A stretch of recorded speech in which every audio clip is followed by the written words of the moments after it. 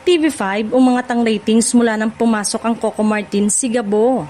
Kapansin-pansin ang naging pag-angat ng primetime viewership ng TV5 mula nang magsimula ang action drama series na Coco Martin Sigabo, batay sa datos ng AGB Nielsen Philippines.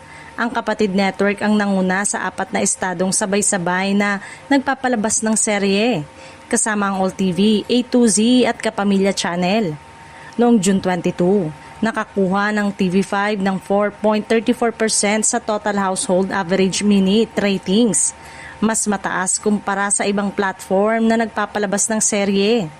Sumunod ng All TV na may 3.18%, A2Z na may 2.4% at Kapamilya Channel na may 2.18%.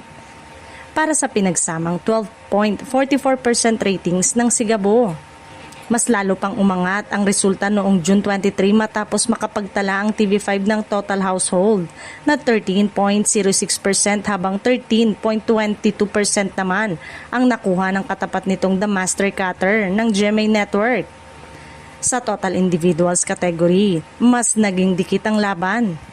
Bago ang pagpasok ng Sigabo, hindi pa umano nakikita ang ganitong lakas ng rating sa 8pm time slot ng TV5.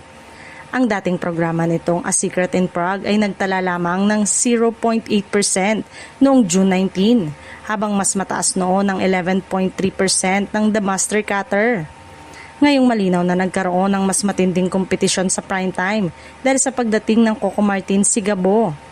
Bagamat nananatiling matibay ang The Master Cutter, ipinapakita ng unang mga araw ng serye na kaya nitong makipagsabayan at magbigay ng malaking tulong sa ratings performance ng TV5.